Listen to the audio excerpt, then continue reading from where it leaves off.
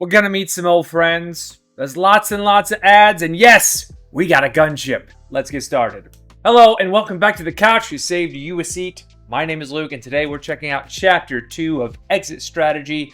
Yep, this is the fourth book in the Murderbot Diaries series. We've been doing a chapter-by-chapter reaction and review. You can follow along by buying the book.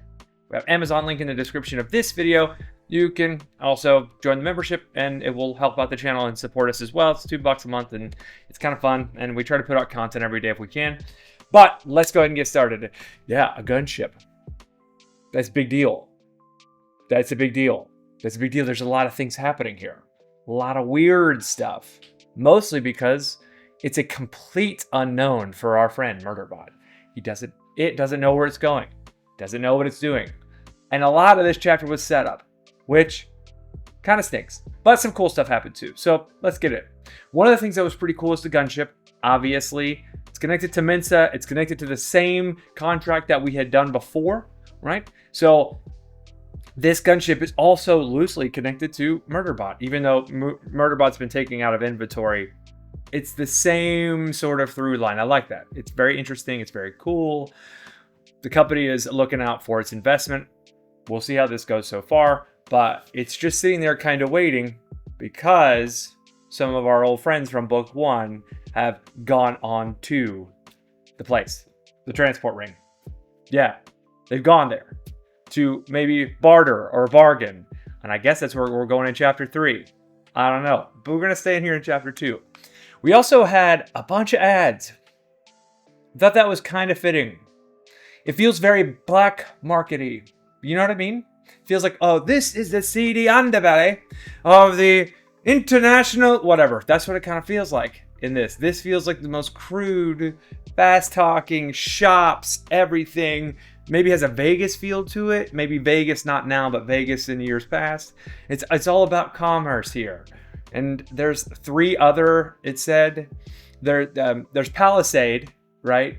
Which is a security force that was there outside of wherever Milieu was, HaveRatton, that was looking for Murderbot, and then they've got 2 other security forces that you can contract or companies you can contract security from that also have sec units.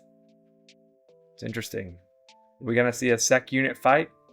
They also talk about combat sec units. Yes, remember it's been augmented slightly, so it's a little bit shorter limbs, looks a little different, a little bit more hair. But this is the first time in this book they mention combat units, and it's very early in the book. I think we're going to see a combat unit. A combat sec unit, I mean to say. Combat sec units are going to be dope. I want to see that. I want to see that. So yeah. Complete unknown here. Complete unknown. I'm getting Fifth Element vibes. Fifth Element vibes specifically for this one. Walking in with the satchel, it's got the weapon, it's got money, all the IDs, can be just about anybody, anytime, anything. The way the IDs are structured too allows Murderbot to kind of move around to be super, super anonymous. Thank you. Thank you, the 2 security guys from the previous book that I cannot remember off the top of my head, but thanks to them. Girth and Wilkin. There you go. It's interesting. It's interesting. Murderbot's becoming a little bit more human too. We get new experiences. It's on a transport vessel, like it's a train car. It sounded like a train. It reads like a train car. I say it sounded. It reads like a train car. It reads like like one of the old steam engine train cars where you get your own little cubicle, you get your own little space where there's like a little bed, and it's got its own bathroom, and it gets fed every day, and it's kind of cool. Kind of cool. And Murderbot has to, and it's got the cash too, so it's gonna have to. It's funny that it's moving up in the world after all these missions so far. But yeah, I'm more interested about what's gonna happen in the next chapter than what happened in this chapter. A lot of table setting. A lot of table setting. And I think where we've seen a lot of the action, my first prediction right now, just right off the cuff for the rest of this book, is where we've seen a lot of the action from the previous books being one-on-one encounters or creature encounters. I believe this is going to be a much bigger thing. Obviously. Obviously, the gunship kind of sells it. That the combat here is not going to be little. We're going to get groups fighting each other rather than just Murderbot defending people. Or attacking, per se. But we'll see. We'll see. I think that's what we're going to see. It's going to be kind of action-packed. This book's a little bit longer than the previous ones. So we'll see. Murderbot doesn't have any sort of interesting interactions. One thing I didn't like about this chapter specifically is it didn't get to talk to anyone.